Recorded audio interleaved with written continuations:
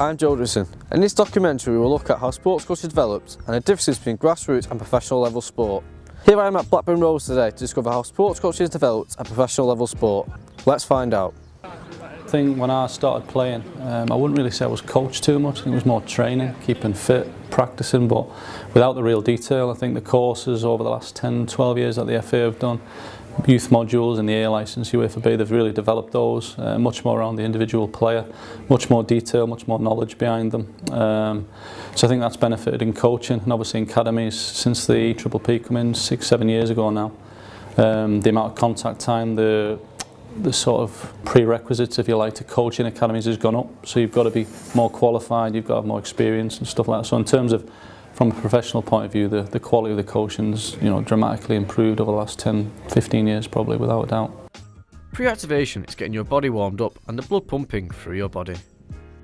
Before, it's pre-activation, so again, a big part of coaching now, and coaches are much more aware of it than they were before, is how do you keep your players out there on the grass. So maybe 20 years ago, it was hard work, it was aggressive, you could kill players, but there's an understanding now from coaches, not just from sports science and physios, that you need to keep them on the pitch. So pre-activation work and stuff like that's really important.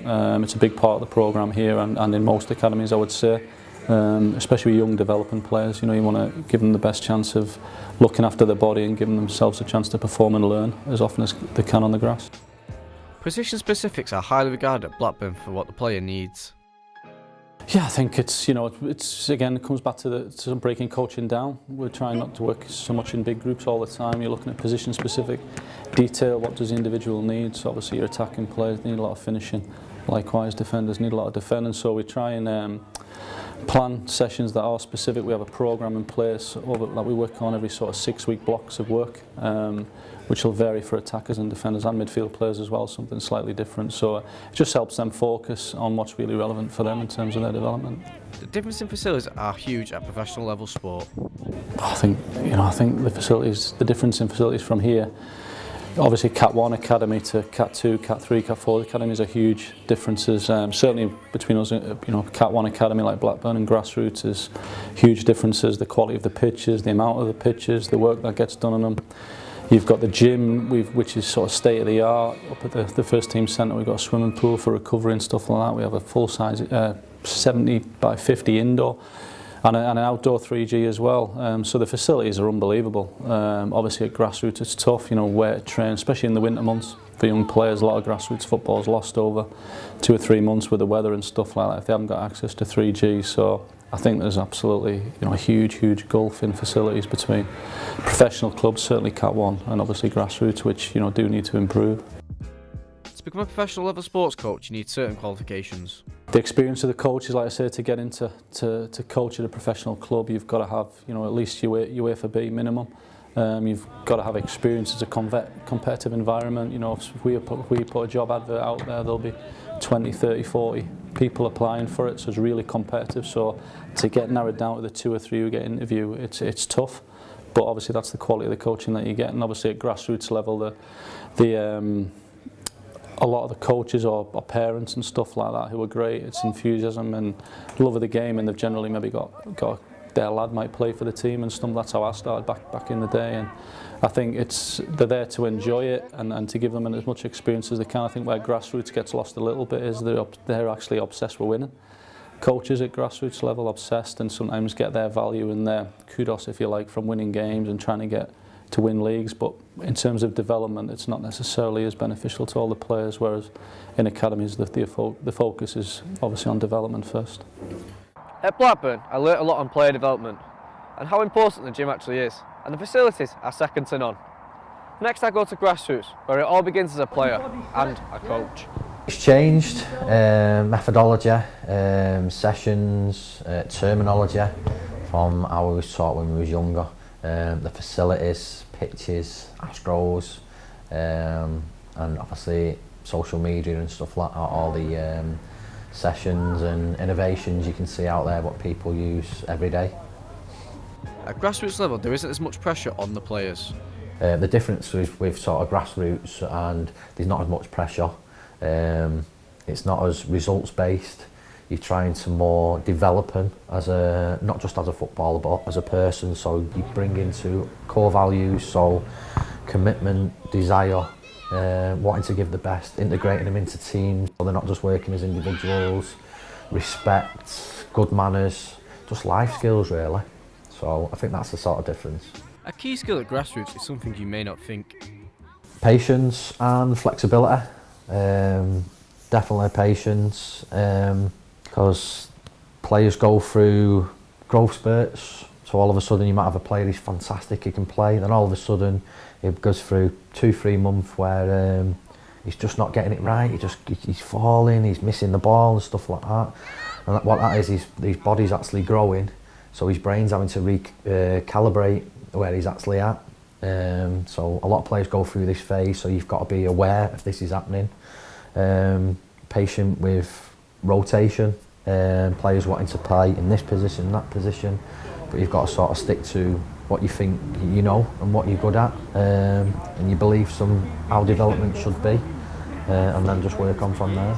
Pre-match in Grassroots is vital, warm-up is essential. Pre-match for me, drummed into me from a young age, you've got to warm up. You've got to flex your muscles, stretch your muscles, get your blood pumping, but do it sort of steady till you're at a point until you're ready for the game. You've got to be hydrated, but it's grassroots football, so they've got to be relaxed. So we have changing rooms here where the lads and the women come in, get changed, stuff like that, and that time we have the beatbox on. We've got like a whiteboard in there, so they're all messing about tagging their names on and stuff like that until it actually comes to match time. So they get that social side out, and it's friends who, if they don't go to the same school, it's only one time of the week where they actually see one another other than training. So yeah, and then after the match, warm down, drink, talk about what they've done, what they liked, and then work on a bit of respect as well. What did the other team do? And get them thinking, so it's not just competitive. They're learning stuff, life skills. At Grassroots, more women are involved in the game. Cities, women, they're in the final in May. That's televised now. I just think it's become more attractive through the way the media is at the minute. So there's a lot of young girls looking up to them, women, playing in city kits, got to Wembley. It just wasn't like that when we was younger, so I think that's a bit more pull. But yeah, definitely more women getting into the game, and the girls' teams here. I think we always started with a couple of teams, and I think every couple of months we end up having to make another one because there's just more girls and girls coming through the door. At Grassroots level, it's tough. It's not just about the sport, it's about developing their life skills, which will benefit them in their future careers. Here I am at Warrington today to show you how sports coaches developed in a different sport. Let's find out. I just think through technology again is the ability for us at a cost to provide the right support mechanisms that we do. Whereas down at community level, I don't think they get that support. You know, it costs money to provide, you know, an high quality support mechanism around a play. It costs money, and I just think that at community level they don't have that. They haven't got the ability to put the money into it like we do. At professional level, you need a result and a performance. Well, I think it's the outcome, isn't it? It's at grassroots level. It's at that age. It's all about fun. It's all about enjoyment. It's all about playing with your mates. But professional level, it's about there's a much more serious outcome to it. We want a result and we want a performance. So I think, you know, getting your diet right, you know, your nutrition, your hydration, your sleep, you know, and your preparation throughout the week. It's not just the day before. That's a major player in the professional ranks. Junior ranks, they've just got to try and eat healthy out there. It's the outcomes that, you know, make the start of it all different. What is it that gives Peter his edge as a coach? I think it's the understanding of the game. I think it's having a bit of a personality to work with young players, because as you're well aware, there's kind of all sorts going off in their lives. So from one day to the next, you know, there's outside influences can then change their mood on an hourly basis, never mind a daily basis. So it's having that empathy and that understanding, but ultimately it's having the knowledge to be able to coach. I mean, you know, if you're clear in what you're delivering, you have a good understanding of that, you kind of get the respect and the trust of the players, and that makes things a little bit easier. To become a player at rugby league, you need many different skill sets. Many different things. Again, rugby league, it's a multifunctional sport. You've got to have many different skill sets. You know, you go from the skill side of the game just to playing the game, but if you want to be an elite professional, you've got to be mentally tough. So there's attributes that you look for within that. But in the modern game, you have to be a good athlete, and you have to have a character and a desire to be the best that you can be on a daily basis. And they're probably the biggest attributes, you know, that stand out at an early age, and then once you get them into your system, you can develop those attributes. In conclusion, I feel that professional level and grassroots sport differ. Professional level being more about performance and development as an athlete, whereas grassroots is all about building your skills for a future career path. I've also learned the way a sports coaching is developed through the media, training drills and the way it's coached.